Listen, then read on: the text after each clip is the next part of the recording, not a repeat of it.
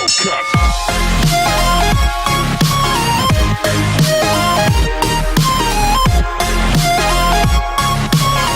so my name is Romner Galario. I'm currently located here in California. So if you're trying to buy a condo in the Philippines or trying to invest in a real estate property in the Philippines, listen to our story. I'll go throughout the process with our experience, and if there's more to it that I missed, you can just comment down below. I'll be happy to answer them. And by the way, so this is not a legal advice and for educational and entertainment purposes only. Anyway, so it started in 2016 when me and my wife was at the mall, and then one of the agent from the Philippines, an international marketing manager, I think that's his title, approached my wife and asked if we would be interested in buying a condo in the Philippines. And we kind of talked about it. We said let's set up a meeting another day, because we bought a timeshare in the past when we were in Boracay, and we ended up just losing our money, losing our deposit, because we didn't really like it at the end. We didn't want to go through it again and lose our money. So anyway, so we set up a meeting, and then the guy was really good when with explaining, and he's actually really good throughout the process until the turnover. So anyways, the builder was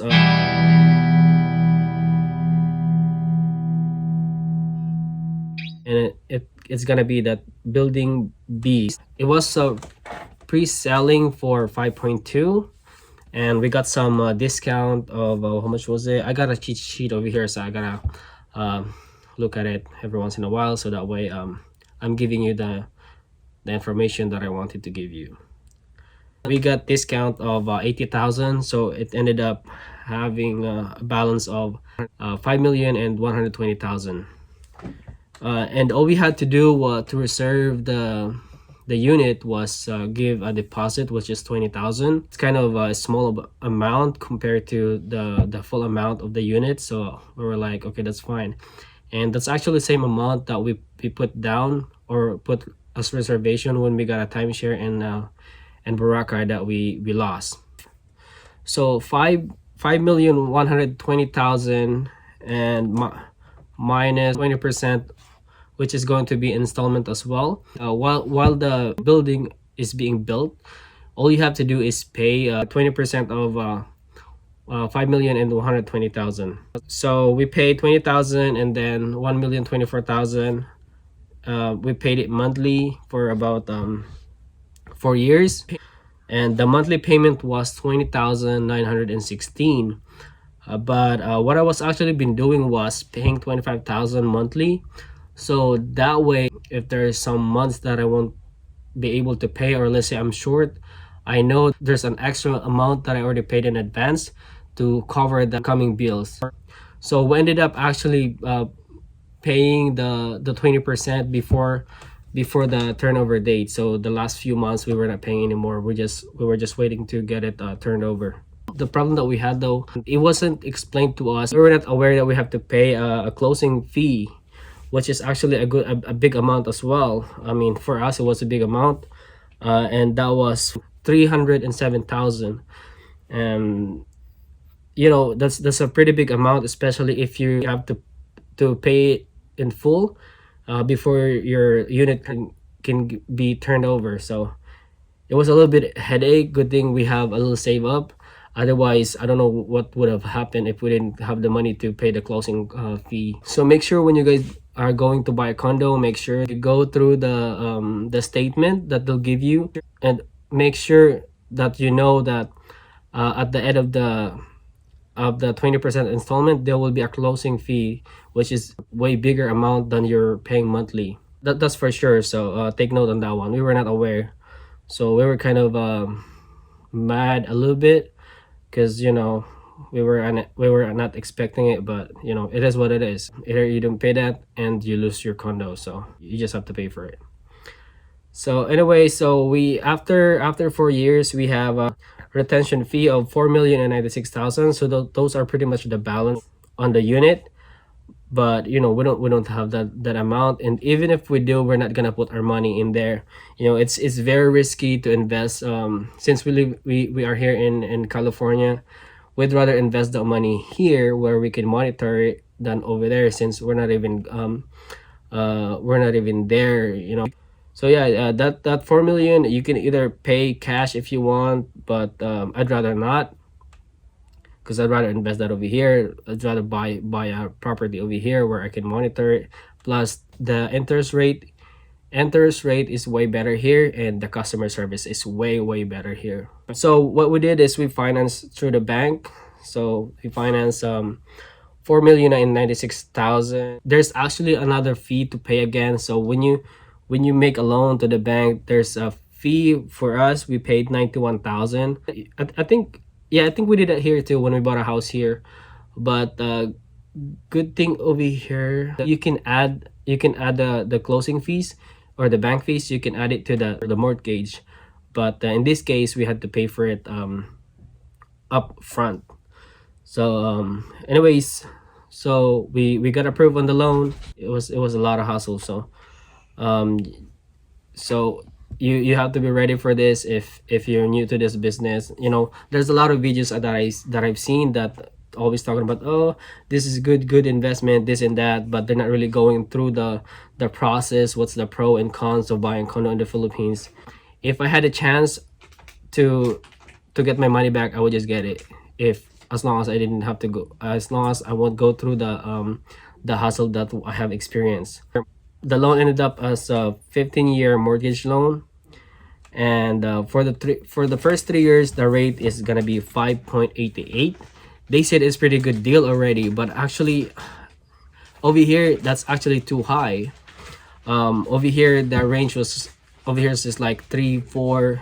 Over here is, they said that's a really good deal, because I think some other banks or some other loan offer would be like 7. I think it's pretty crazy. Anyway, so for 3 years, we'll end up paying 34,077 monthly. After 3 years of paying that amount, so we'll end up paying about 1,200,000, about the amount, more or less, and 700 of it will just go to the interest, and 500,000 will go to the principal. But by that time, hopefully the value of the house have gone way higher. So, and pretty much in real estate, actually, that's where you make your money.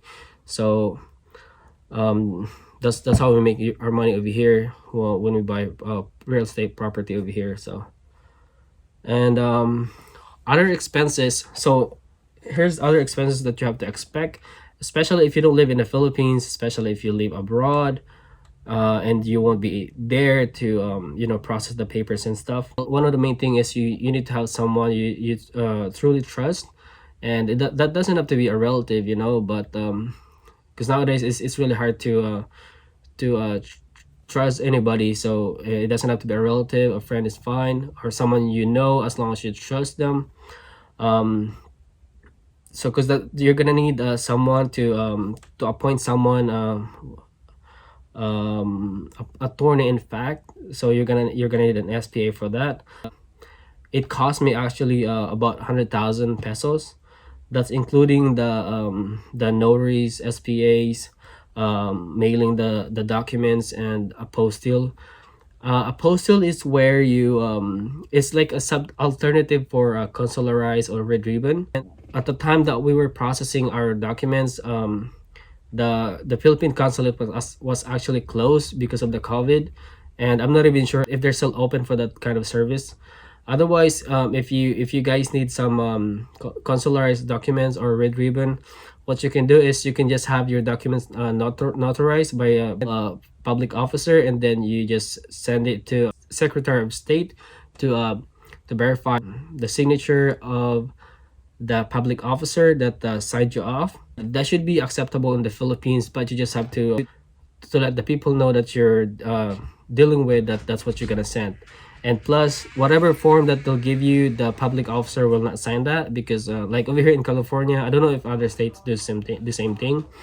They will have their own form, and they'll just attach whatever form you have. together, and then it will get stamped at the Secretary of State. Make sure you have someone that you really trust. You will appoint that someone to pretty much execute the decision that you want, and that's where you're gonna send your money for your payment as well. And that someone has to open a bank account. Actually, I think it was under my name. I forgot if it was under my name or it was under my attorney in fact.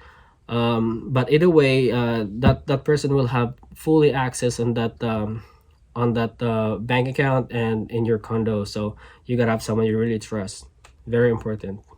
The current market value now is 8.6 to 8.8. We invested a little more than 1 million, 20%. That's what we paid for throughout the 4 years. And then another 100,000 for the other expenses. Me and my wife are currently debating if what we want to do exactly with it, because we don't know if we'd like to keep it or just sell it for, keep whatever profit we have right now. That means we have to pay for it monthly because we cannot pay for it in full. And it seems like it's more convenient for us to just invest in real estate property over here since we're here, and we can pretty much see the gain. And I think it's faster to sell property over here. And we're also trying to see if we want to rent it out, but then there's like, I hear some stories where renters doesn't take care of your property, so I'm kind of scared to have that kind of experience. I don't want that since we never live in that unit yet, and at least we wanna experience that. But according to the builder, so if we're gonna rent it out, it has to be rented for like at least 6 months to a year, and we have to be in a contract for 2 years, which I don't like, because what if we want to go home and we want to stay in that unit? So pretty much we cannot do that, right? What's frustrating regarding that though, when we were buying it, I was told that I would be able to rent it through Airbnb. Airbnb is where you can rent out your property. It could be a room or a whole house or a condo. It's pretty famous here in America, but sadly, it's not allowed in the policy of the property that we purchased. So it sucks. I'd rather sell it, but it seems like it's really hard to sell it. Plus, we have to pay a lot of fees, and it's just too crazy. And if you want to rent it out, that means we're not gonna be able. Even if we go home this year or next year, we won't be able to see it because there would be people there, unless we're gonna kick them out, which is, I don't think is a good idea. So we purchased it for 5.2. Current market value is about 8, let's say 8.6. If you guys know anybody, let us know, send it to us, and then they can just make an offer. And so another thing too, the problem with it too, if we are to keep it, and even if we go home to the Philippines, we're not gonna be staying there for like throughout our vacation, not like for the whole month. I don't think, not even a week, because we want to be, when we go home, we want to be in the province and we want to visit places. So we're not even planning on staying there for a while. So best choice is just sell it or rent it out for good. So yeah. And I don't know if I don't know if I can stay there for long either, because I didn't purchase the parking lot because according to my agent, it was not a good idea since we're not even there. And when I'm in the Philippines, I'd like to drive, so that's another problem that I would have if I am to stay in that condo for longer than a few days. But I think for someone that lives in the Philippines, or because us, we are here already, we live here, and this is our pretty much main place now. But if you are, let's say, an OFW, and you will be going home after a few years, I think it's a good investment since you're gonna be there to take care of it after a few years, right? It's still a good investment. It's just gonna go up and up. But another thing that I'm worried about though, there's a lot of condos popping up right now in the metro. So and a lot of condo on sale too. So I don't know how hard it would be to sell it out. And plus the pandemic, I don't know when it's gonna end. So we don't have any tourists. So there's nobody actually to there's not much to rent the unit, so it's a little scary. So if we'd rather take an offer and then invest that money over here if we have. So if you know anybody, just let us know, and then we'll give you a referral fee. Just want to add up, I think people that works in that environment, I think you guys need to have a better customer service, especially those people that works in the bank. I think you guys need to have a customer service, because we are investing our hard-earned money. And because in my experience, it was not a great experience. It was actually frustrating. And I have a friend that also bought a condo in the Philippines, and he said it was too much hustle that he ended up letting the property go after paying the 20%. So it's sad, because we are really busy here. We are working every day, and we don't have time to deal with the unnecessary headaches. So for him, it's easier to just let it go.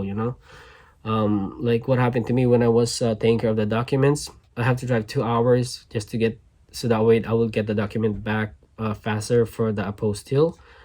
And just simple mistake, they want you to redo everything. So it's just too crazy. When you try to contact them, it's real hard to get a hold of them. When you try to call them, it's hard to get a hold of them. If you email them, it's really hard to, sometimes they won't reply. Sometimes they'll reply after a few days when you really need the answer right away. So I wish I didn't have to experience it, but it happened already. It is what it is. So for me, coming from the province, 5 million is pretty big amount. Actually, it's big amount. So I was expecting it would be like a big, really nice condo unit, but when I saw it, oh man, I was disappointed. It was too small, and then even now that it's finished, I don't like the design of it. So yeah, so those things that you want to have to be prepared.